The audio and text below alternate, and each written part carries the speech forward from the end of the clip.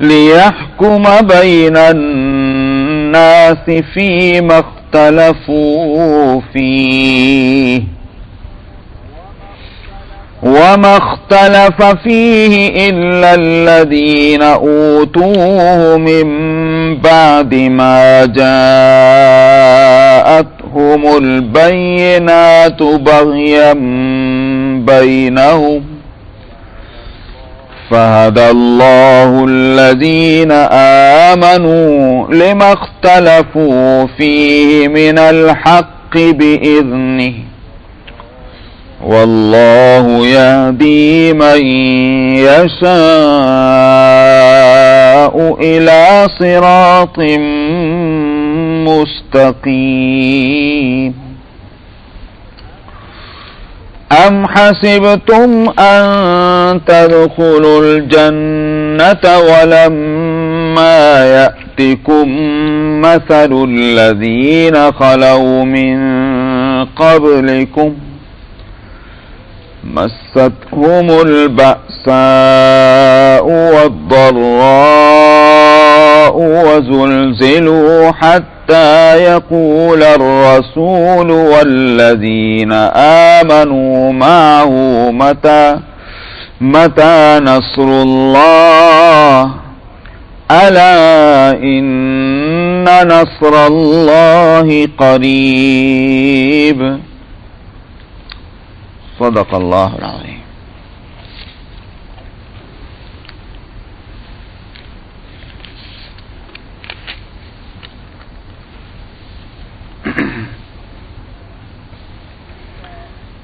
گزشتہ 3 آیتوں میں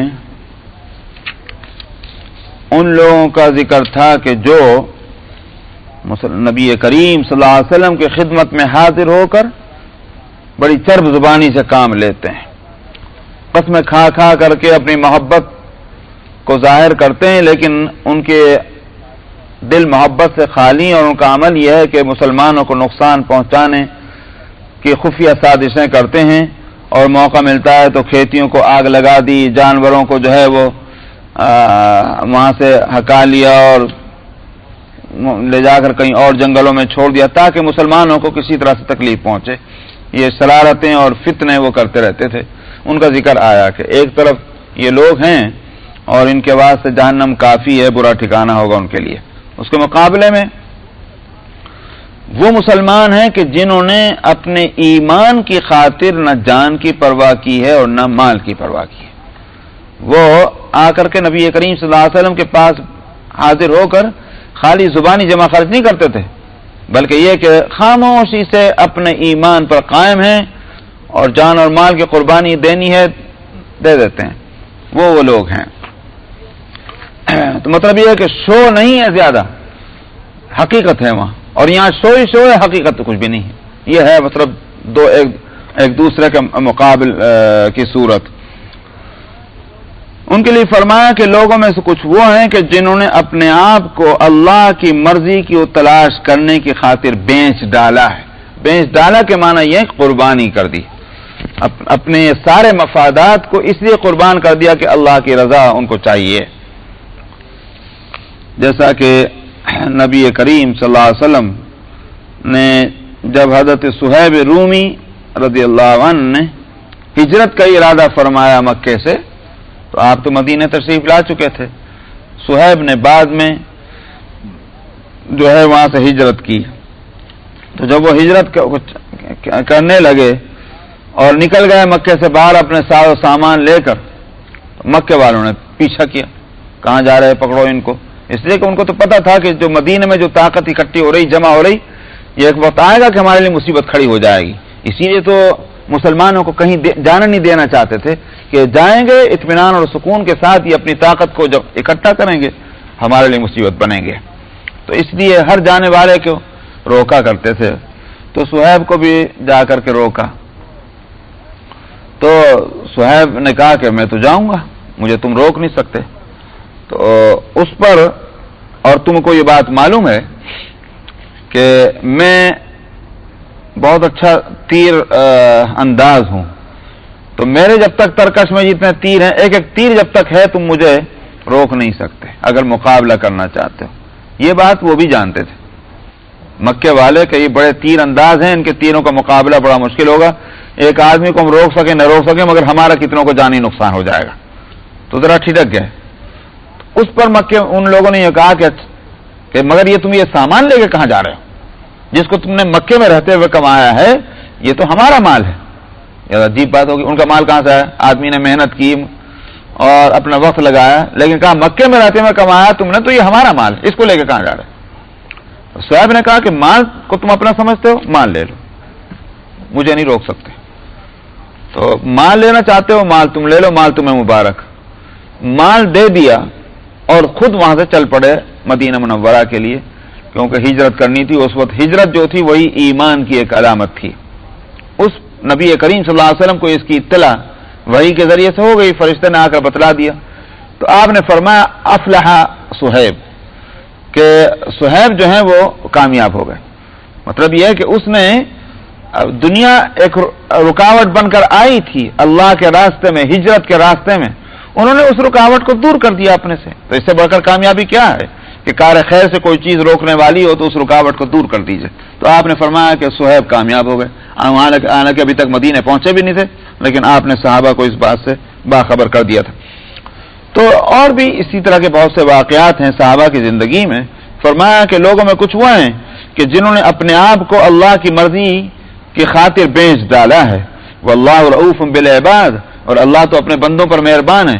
لہذا یہ نہیں ہوگا کہ مرغی اپنے جان سے جائے، کھانے والے کو مزہ ہی نہ آئے، کہ یہاں تو اپنے جانوں کی پرواہ نہیں، اپنی مال کی پرواہ نہیں، اور اللہ راضی نہیں ہوں گے، اللہ مہربانی نہیں فرمائیں گے. یہ بات نہیں. اس لیے فرمایا واللہ رؤوف بالعباد، اللہ تو اپنے بندوں پر مہربان ہیں، لہذا ان سے راضی ہو جائیں گے.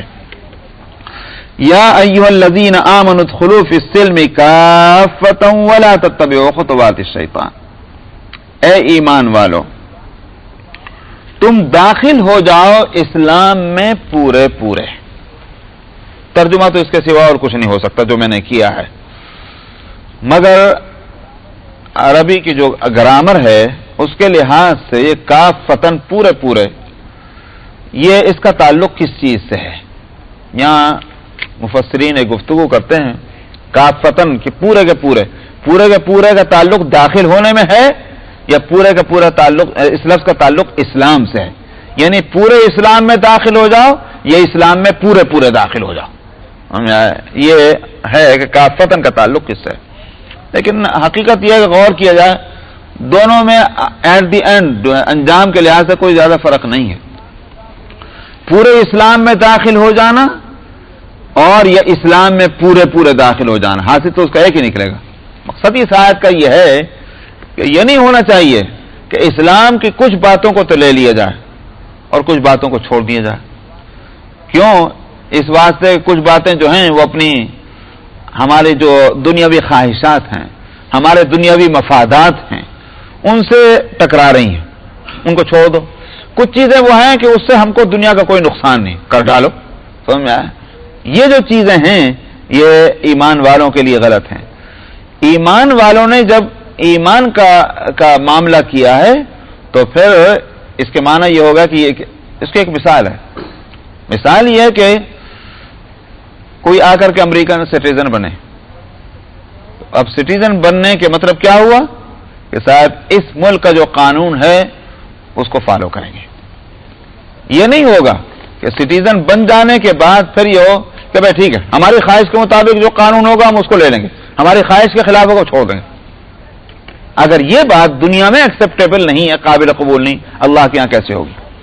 ایک شخص جب مومن بنتا ہے تو اس کے معنی یہ ہے کہ اس نے ایک معاہدہ کیا ہے، ایک ایگریمنٹ کیا ہے اللہ سبحانہ و تعالیٰ سے. اے اللہ تو میرا رب ہے اور میں تیرے حکموں کا پابند ہوں، فرما بردار ہوں، جو حکم تو دے گا میں اس کو مانوں گا.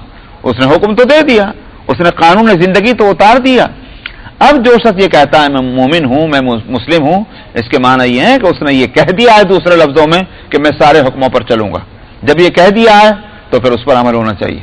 کچھ کو چھوڑنا کچھ کو لینا یہ اس معاہدے کے، اس ایگریمنٹ کے، اس دعوے کے اور اس پوزیشن کے خلاف ہے کہ جو پوزیشن یہ بتلاتی ہے کہ یہ شخص مومن ہے اور مسلم ہے.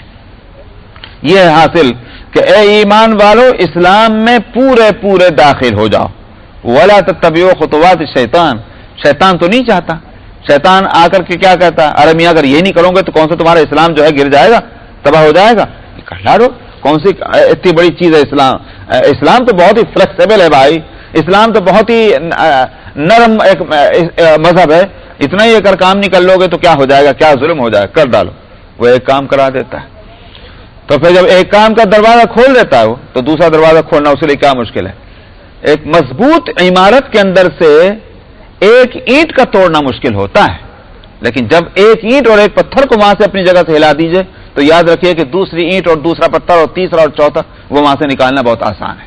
ایک دیوار کی ایک اینٹ توڑنا مشکل ہے, لیکن اس کے بعد پھر دیوار جتنے بھی توڑتے چلے جائیں گے آسان ہوگا.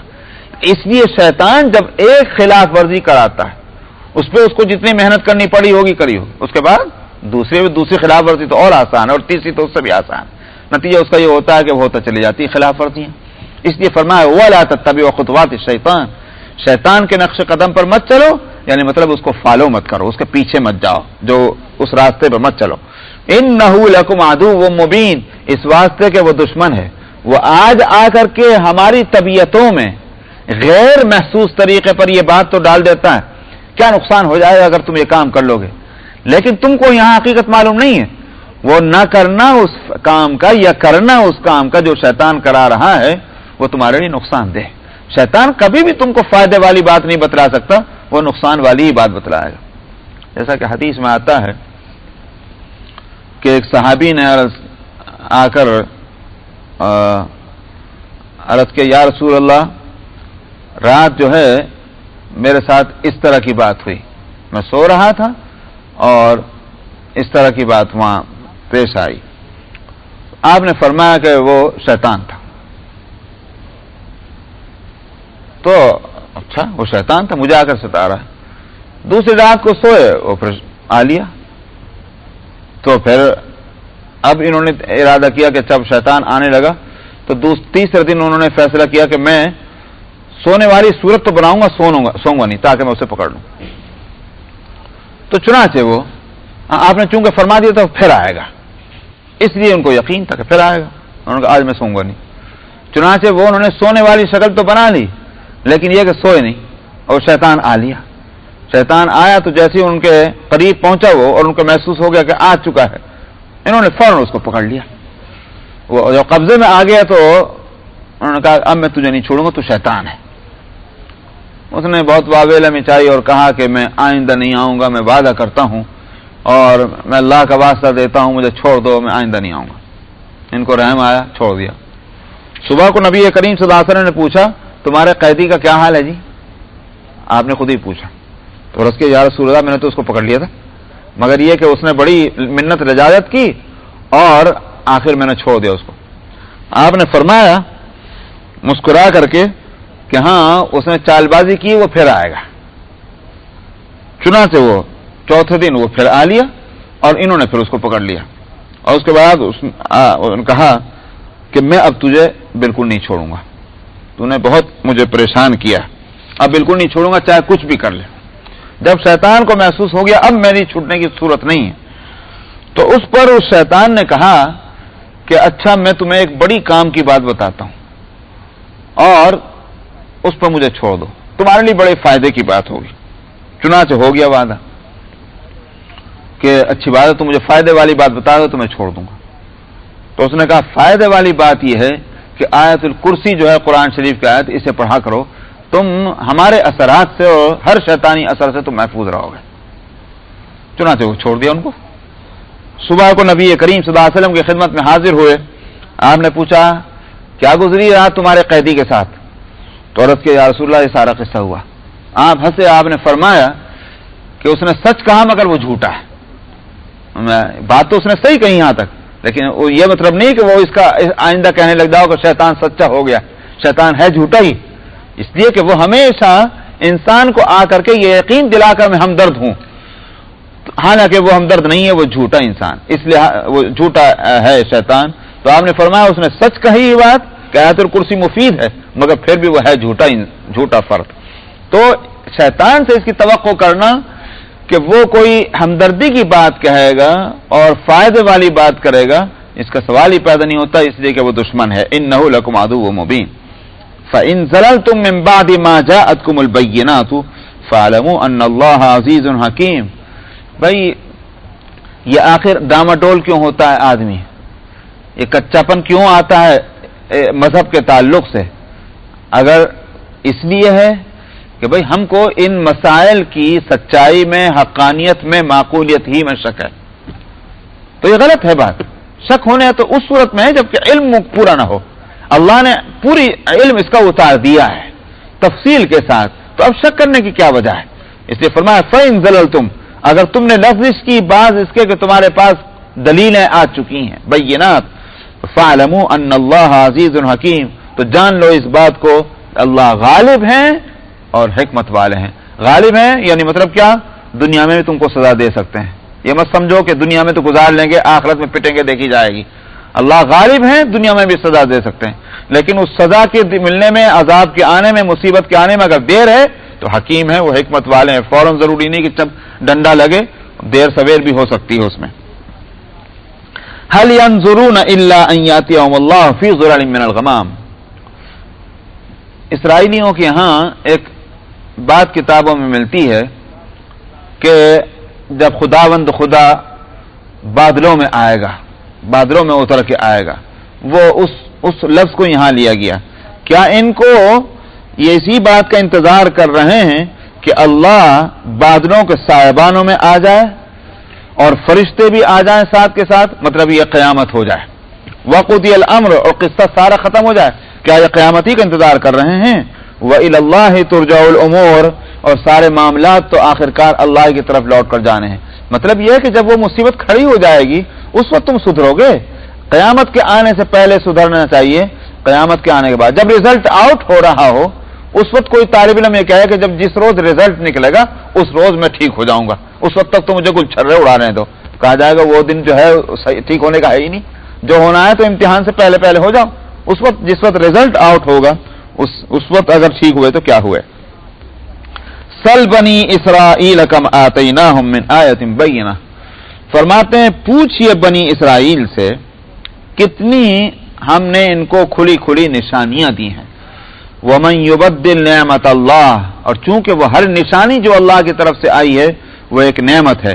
اسے فرمایا کہ جس نے اللہ کی نعمت کو بدل ڈالا بعد اس کے کہ وہ نعمت اس کے پاس آئی تو اللہ بڑے سخت عذاب دینے والے ہیں. یہاں اس طرف بھی اشارہ ہے کہ بنی اسرائیل کو اللہ تعالیٰ نے کتاب دی تھی، تورات. اچھا صاحب، تورات جب دی تو پہلے تو یہ مسئلہ آیا کہ صاحب جب موسیٰ علیہ السلام نے آ کر کہا کہ یہ ہے کتاب، اس پر عمل کرو، کہنے لگے ہم کو کیا معلوم کہ یہ اللہ میاں نے دی، پتہ نہیں کہاں سے لے آئے ہوں گے. تو بھائی تم کو کیسے معلوم ہوگا، کیسے اطمینان ہوگا؟ ہم تو اللہ میاں سے خود ہی سننا چاہتے ہیں. اللہ ہم کو خود ہی کہہ دے کہ ہاں بے شک میں نے یہ کتاب دی. تو موسیٰ علیہ السلام نے دعا کی، خدا بندہ یہ بڑے پاجی لوگ ہیں اور اب یہ اس طرح کی بات کر رہے ہیں اور آپ کے لیے تو کوئی مشکل نہیں، اب ان کا مطالبہ پورا کر دیجئے تو ہو سکتا ہے کہ درست ہو جائیں. چنانچہ اللہ تعالیٰ نے فرمایا کہ ان کے ریپریزنٹیٹیو جو ہیں وہ سلیکٹ کر کے لے آؤ. چنانچہ وہ 70 ریپریزنٹیٹیو بنی اسرائیل کے ان کو لے جایا گیا تاکہ اللہ کی آواز سنوا دیں. وَاخْتَارَ مُوسَىٰ قَوْمَهُ 70 رَجُلًا لِمِيقَاتِنَا. علیکم السلام. وہاں جب اللہ میاں کی آواز سن لی تو کہنے لگے پتہ نہیں کس کی آواز ہے، آ تو رہی آواز مگر پتہ نہیں کس کی ہے. بھائی کیسے معلوم ہوگا تمہیں جب تک ہم اللہ کو دیکھ نہ لیں گے. وَقَالُوا لَن نُؤْمِنَ لَكَ حَتَّىٰ نَرَى اللَّهَ جَارَةً، اللہ کو ہم دیکھنا چاہتے ہیں. تو یہ بات نہیں ہو سکتی تھی، اس لیے فَأَخَذَتْهُمُ الصَّاعِقَةُ، وہ جو تھی کیا ہوا کہ جو جس پہاڑی کے اوپر اور چٹان پہ کھڑے ہوئے تھے اس میں کویک ہوئی، لرزہ ہوا اور وہ دھم دھم وہاں گرے، ان کی جان نکل گئی. وہ واقعہ موجود ہے سورہ بقرہ میں مختصراً اور سورہ اعراف میں تھوڑی تفصیل کے ساتھ. تو یہ سارے واقعات ہوئے. جب آخر کار وہاں سے جان بچا کے واپس آئے اور اب ان کو تورات پر عمل کرنا چاہیے تھا تو لیڈروں سے پوچھا لوگوں نے کہ ہاں جی تم گئے تھے کیا ہوا پھر؟ انہوں نے کہا کہ ہاں بے شک اللہ میاں نے ہی وہ کتاب دی ہے، لیکن اللہ میاں نے یہ فرمایا کہ اگر تم عمل کر سکو تو کر لینا. یہ ہے وہ اللہ کی نعمت میں تبدیلی کہ بات کو بدلنا ہے. اللہ میاں نے یہ کب کہا تھا؟ اللہ نے تو یہ کتاب اتاری تھی عمل کرنے کے بعد، اس لیے نہیں کہ عمل ہو سکے تو کر لینا، نہیں ہو تو نہ ہو سکے تو نہ کرنا. تو اس سے ایک بات معلوم یہ ہوئی، یہ سنانے کا مقصد کیا ہے؟ سنانے کا مقصد یہ قرآن جو ہے یہ بھی ایک نعمت ہے، اور میں پہلے بتا چکا ہوں کہ قانون جو ہے وہ نعمت ہی ہوتی، مصیبت نہیں ہوتی۔ مثال کے طور پر ٹریفک کا قانون ہے اس ملک میں، اب دیکھیے کہ صاحب بڑی مشکل ہے کہ ہم جلدی جانا چاہ رہے ہیں، قانون یہ بنا ہوا ہے کہ ریڈ لائٹ ہو تو ہم کو نہیں جانا چاہیے، یہ تو بڑی عجیب بات ہے۔ ہم جلدی جانا چاہتے ہیں، ہم کو دیر لگ رہی ہے، اب ریڈ لائٹ کے انتظار میں کھڑے ہوئے ہیں، نہیں قانون ہی بڑا غلط ہے، بہت سختی اس کے اندر، تو آدمی کوئی سوچنے لگ جائے۔ زحمت تو ہو سکتی ہے مگر وہ مصیبت نہیں۔ کہا یہ جائے گا کہ قانون جو ہے یہ بہت اچھی چیز ہے، کیوں؟ اس واسطے کہ اگر تم یہ ریڈ لائٹ کی پابندی نہیں کرو گے تو ایکسیڈنٹ ہو جائیں گے۔ ایکسیڈنٹ جو ہے مصیبت ہے، قانون کی پابندی کرنا مصیبت نہیں۔ جب یہ بات اس طرح سمجھ میں آ رہی تو ایسے سمجھیے کہ اللہ سبحانہ و تعالی نے جو کتاب قانون دے دی ہے وہ نعمت ہے اللہ کی طرف سے، وہ مصیبت نہیں ہو سکتی ہے۔ تو تورات والوں کو دی گئی وہ ان کے حق میں نعمت، ہم کو قرآن دیا گیا یہ ہمارے حق میں نعمت۔ انہوں نے اس قانون کو بدلنا چاہا، وہ ان کے لیے زحمت مصیبت بنی، اور اگر ہم قرآن کو بدلیں گے اور قرآن کے احکام کو توڑیں گے اور موڑیں گے، نتیجہ یہ کہ ہمارے لیے مصیبت بن جائے گی۔ جیسے میں نے مثال دی کہ اگر آپ ریڈ لائٹ پر نہیں ٹھہرنا چاہتے اور اس کے خلاف ورزی کرنا چاہتے ہیں، نقصان تو ہوگا، تو آج نہیں ہوگا کل کو ہو جائے گا، اس ریڈ لائٹ پہ نہیں ہوا اگلی ریڈ لائٹ پہ ہو جائے گا۔ جہاں ایکسیڈنٹ ہوا، اور ایکسیڈنٹ کبھی نہ کبھی ضرور ہوگا اگر ریڈ لائٹ پہ نہیں رک رہے ہیں، یہی صورت ہے قرآن کے احکام پر عمل نہ کرنے کی، کہ جب عمل نہیں کریں گے اس کا نقصان ہونا ہے۔ تو وَمَن يُبَدِّلْ نِعْمَتَ اللَّهِ، جس نے اللہ کی نعمتوں کو بدل ڈالا بعد اس کے کہ وہ اس کے پاس آئی ہیں، فَإِنَّ اللَّهَ شَدِيدُ الْعِقَابِ، اللہ تعالیٰ سخت سزا دینے والے ہیں۔ زُيِّنَ لِلَّذِينَ كَفَرُوا الْحَيَاةُ الدُّنْيَا، عجیب ہے قرآن شریف اس ترتیب کے ساتھ بات کو کرتا جاتا ہے کہ ایسا معلوم ہوتا ہے کہ ہمارے مرض جو ہیں وہ خود بخود کھلتے چلے جا رہے ہیں اور ان مرضوں کا علاج بھی بتایا چلا جا رہا ہے۔ تو آدمی یہ قرآن کے حکموں کے خلاف چلتا کیوں ہے؟ تو اب آدمی سوچنے بیٹھ جائے کیوں کرتا ہے، خود ہی فوراً آیت آ گئی، اس لیے کہ دنیا کی زندگی جو ہے اس کی خوشنمائی مجبور کرتی ہے، تو قرآن کے حکموں پر اس لیے نہیں چلا جا رہا ہے۔ فرمایا جہاں تک جن لوگوں نے کفر کیا ہے ان کے لیے دنیا کی زندگی کو خوشنما بنا دیا گیا۔ وَيَسْخَرُونَ مِنَ الَّذِينَ آمَنُوا، اور یہ ایمان والوں کا مذاق اڑاتے ہیں۔ ایمان والوں سے مراد وہ کون؟ وہ کہ جو قرآن پر عمل کرنا چاہتے ہیں، اسلام کی شریعت پر پورے چلنا چاہتے ہیں، یہ ہیں وہ لوگ، ان کا مذاق اڑاتے ہیں۔ بڑے بیوقوف لوگ ہیں، ان کو دنیا کے کوئی فائدہ کا خیال نہیں ہے، نہ کسی رسم و رواج کا خیال ہے، بس ایک ہی ہے، ہر چیز ہر وقت قرآن کی باتیں کرتے ہیں، ان کا مذاق اڑاتے ہیں۔ والذین اتقوا فوقهم یوم القیامہ، فرمایا قیامت کے دن کیا ہوگا، یہی تقوی والے لوگ جو ہیں یہ ان سے اوپر درجے پہ ہوں گے۔ تو مذاق اس وقت کس کا بنے گا؟ جو نیچے رہ گئے، جو اوپر چلے گئے، ان کا مذاق کہاں سے اڑاؤ گے؟ واللہ یرزق من یشاء بغیر حساب، اور فرمایا کہ جہاں تک دنیا میں روزی روزگار کا مسئلہ ہے کہ جس کی وجہ سے تم قرآن کو چھوڑتے ہو، تو فرمایا خوب سن لو، اللہ تعالیٰ جس کو چاہتے ہیں بے حساب رزق دیتے ہیں۔ یہ تقسیم رزق کی اللہ نے اپنے ہاتھ میں رکھی ہے۔ یہ مت سمجھو کہ تم اس راستے چلو گے تو خوب کھانے کو ملے گا، اس راستے چلو گے تو کھانا چھوٹ جائے گا، دینی تعلیم حاصل کرو گے تو کھانا نہیں ملنے کا، اور اگر تم نے دنیاوی تعلیم حاصل کر لی تو کھانے کی ریل پیل ہو جائے گی۔ مت سوچو یہ بات، رزق کا معاملہ اللہ کے اپنے اختیار میں ہے، سمجھا؟ وہ جس کو چاہے زیادہ دے، جس کو چاہے کم دے۔ رازق تو صرف اللہ ہے، کوئی دنیا میں کوئی اور چیز نہیں، نہ کوئی کمپنی ہے، نہ فیکٹری ہے، نہ ڈگری ہے، نہ سند ہے، نہ ڈپلوما ہے، وہ رازق تو اللہ سبحانہ و تعالیٰ کی ذات ہے۔ اس لیے فرمایا واللہ یرزق من یشاء، اللہ رزق دیتے ہیں بے حساب جس کو چاہتے ہیں۔ کان الناس امۃ واحدہ، فرماتے ہیں کہ پہلے تو لوگ سب کے سب ایک ہی طریقے پر تھے، اللہ میاں نے طریقے مختلف نہیں بنائے۔ یہ مت سمجھنا کہ اللہ نے اگر سارے انسانوں کو پیدا کیا ہے تو ان کی صلاحیتیں مختلف رکھی ہیں تو ان کے راستے میں مختلف رکھے ہوں گے، اسی واسطے تو شروع سے اتنے مذہب اور اتنے طریقے چلے آ رہے ہیں۔ اللہ نے سارے انسانوں کو ایک ہی طریقے پر رکھا تھا پہلے، لیکن کیا ہوا، خود انسانوں نے بگاڑ پیدا کر کے اپنے راستے مختلف کر دیے، پھر بھی اللہ میاں نے ان کو ان کے حال پہ نہیں چھوڑ دیا۔ فبعث اللہ النبیین، اللہ نے پھر بھی انبیاء بھیجے، مبشرین و منذرین، خوشخبریاں سنانے والے اور ڈرانے والے، کہ اگر تم ایک اسی راستے پر چلتے رہو گے جو راہ حق ہے تو تمہارے لیے خوشخبری ہے، اور اگر تم اس راستے کو چھوڑ کر غلط راستے پر چلو گے تو تمہارا انجام خراب ہے۔ تو ہم نے پھر بھی انتظام کیا انبیاء مبشرین اور منذرین بھیج کر کے. وَأَنزَلَ مَعَهُمُ الْكِتَابَ بِالْحَقِّ، اور ان کے ساتھ ہم نے کتابیں بھی اتاری اس حقانیت کے ساتھ کہ جنہوں نے اس بات کو کھول کھول کر بیان کر دیا جو پیغمبر کہہ رہے تھے.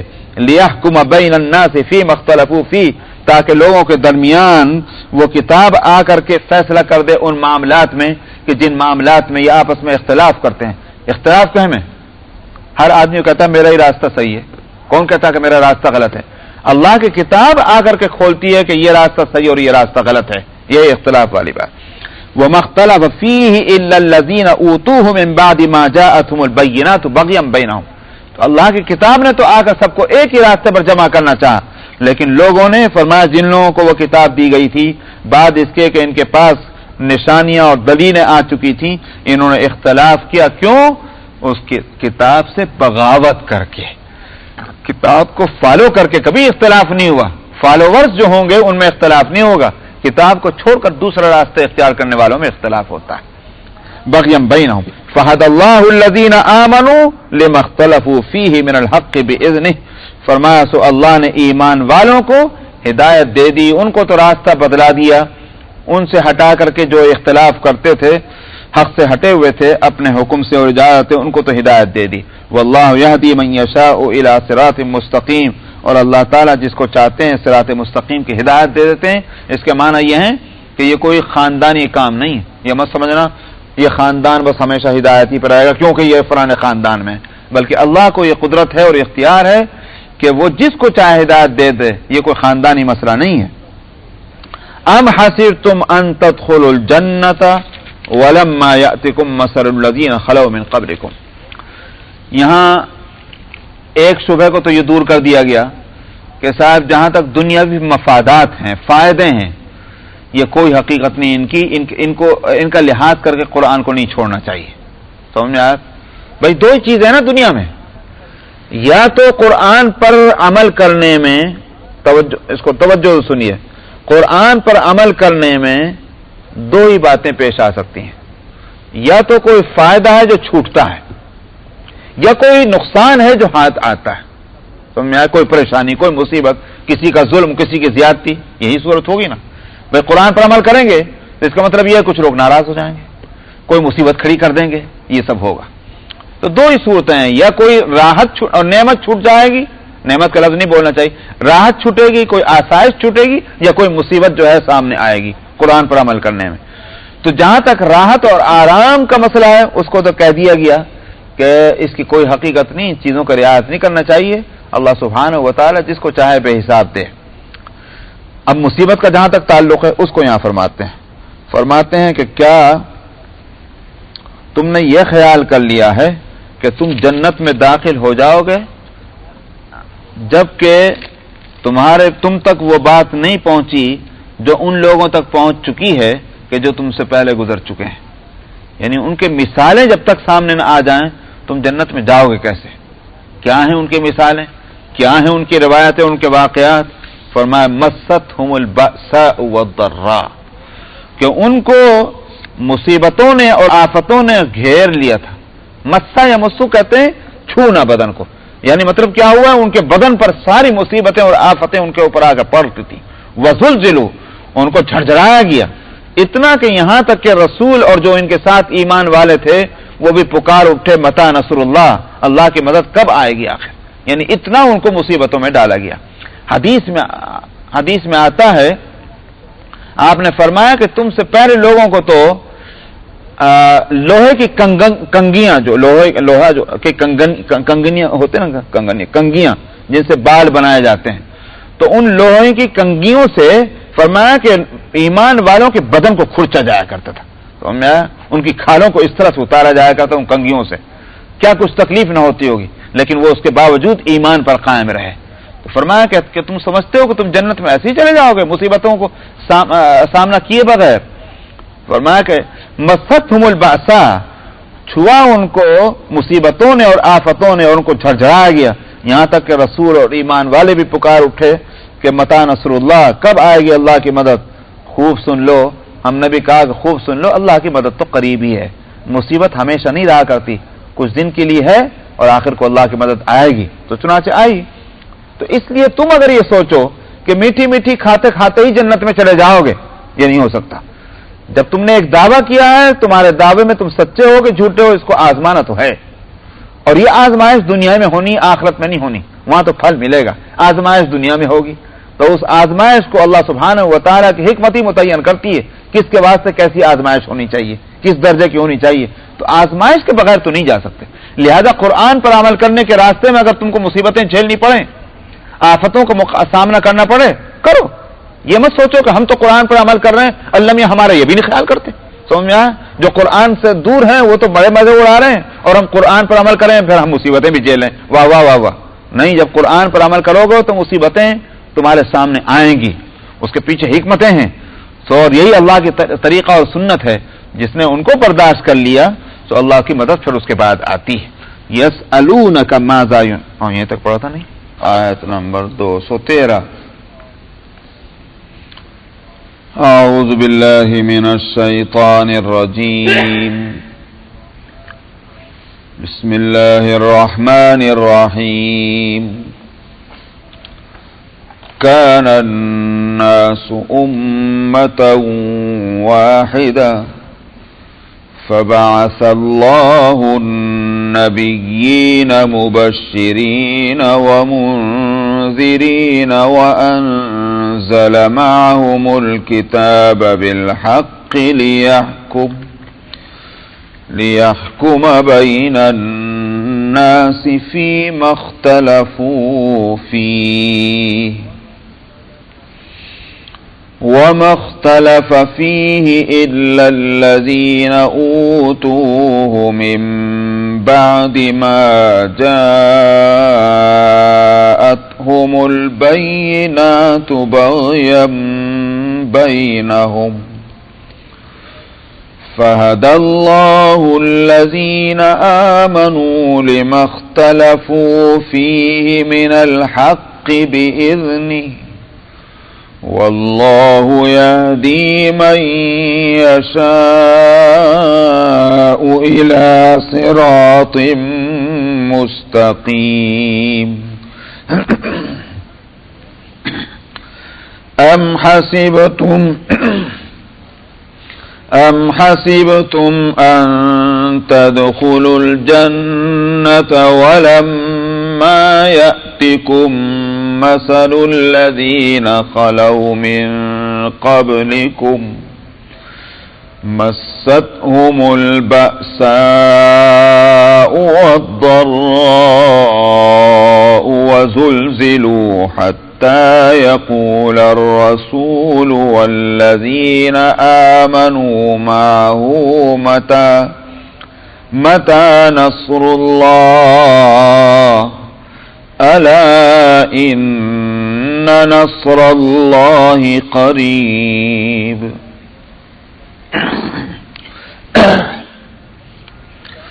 यसअलूनक माज़ा युनफ़िक़ून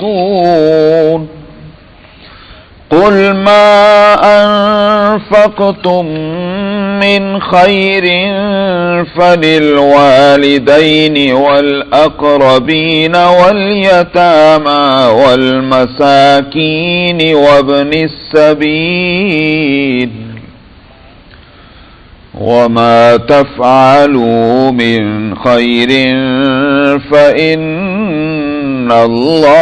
बिही अलीम। कुतिब अलैकुमुल क़िताल वहुव कुर्हुल लकुम वअसा अन तकरहू शैअन वहुव खैरुल लकुम वअसा अन तुहिब्बू शैअन वहुव शर्रुल लकुम वल्लाहु यअलमु व अंतुम ला तअलमून। यसअलूनक अनिश शहरिल हरामि क़ितालिन फ़ीहि क़ुल क़ितालुन फ़ीहि कबीर وصد عن سبيل الله وكفر به والمسجد الحرام وإخراج أهله منه أكبر عند الله والفتنة أكبر من القتل ولا يزالون يقاتلونكم حتى يردوكم عن دينكم إن استطاعوا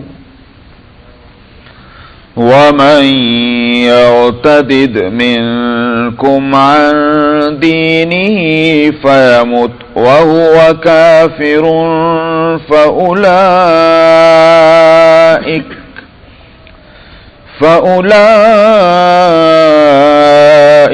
حبطت أعمالهم في الدنيا والآخرة وأولئك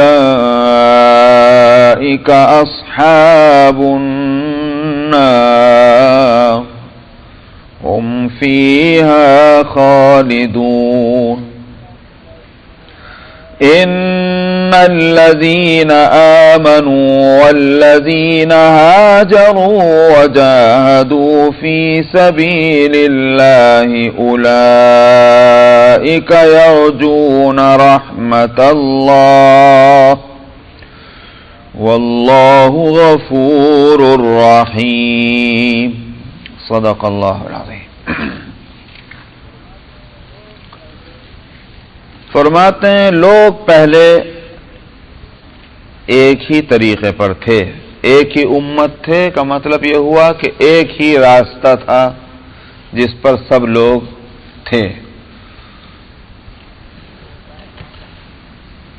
کیوں؟ اس سے یہ بات معلوم ہوئی کمیونٹی کا ڈیفینیشن یہ نہیں ہے کہ صاحب یہ ایک ماں باپ کی اولاد ہے، یہ کہ ایک ملک کے رہنے والے ہیں، یہ کہ ایک زبان کے بولنے والے ہیں، یہ کہ صاحب ان کا رنگ اور کلر یہ ہے، بلکہ کمیونٹی بنتی ہے فکر اور خیال اور ذہن سے.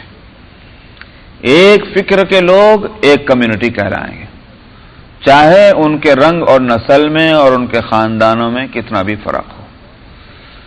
جس کو ہم ایک اور لفظ بولتے ہیں گروپ، جماعت. عجیب بات ہے کہ جماعت اور گروپ کے واسطے تو ہم نے کیا رکھا کہ اس میں تو یہ سارے اختلافات گوارا ہوں گے، اور گروپ ہمارے نزدیک وہ ہوگا کہ جب ان کا ذہن اور فکر ایک ہو، مقصد ایک ہو، ان کا کانسیپٹ ایک ہو. تو کانسیپٹ ایک ہے، تم کہتے ہیں یہ ایک گروپ ہے. لیکن جب ہم کمیونٹی کا مسئلہ ہے تو ہم سمجھتے ہیں کمیونٹی جو ہے وہ بنتی ہے زبان سے، کمیونٹی بنتی ہے رنگ و نسل سے، کمیونٹی بنتی ہے وطن سے. تو اس اللہ کے نزدیک ایسا نہیں. اللہ کے نزدیک جو ہے کمیونٹی اور امت بنتی ہے فکر اور خیال اور عقیدے کی بنیاد پر. تو پہلے سب کا عقیدہ ایک ہی تھا. حضرت آدم علیہ السلام دنیا میں تشریف لائے، ظاہر ہے کہ ان کا کوئی عقیدہ تھا، ان کا کوئی فکر تھا، خیال تھا. ان کی اولاد اسی پر قائم رہی، اولاد کی اولاد اسی پر قائم رہی. اور بعض حضرات کہتے ہیں کہ یہاں تک کہ دوسرے نبی کے آنے تک یہی صورت رہی. بلکہ جہاں تک عقیدہ توحید کا مسئلہ ہے، بعض حضرات تو کہتے ہیں نوح علیہ السلام کی بعثت سے کچھ قبل تک وہی صورت تھی کہ سب کے سب عقیدہ توحید پر قائم تھے. نوح علیہ السلام کی بعثت ان حالات میں ہوئی کہ لوگوں نے عقیدہ توحید کو چھوڑ دیا تھا. کب نوح علیہ السلام کو بھیجا گیا؟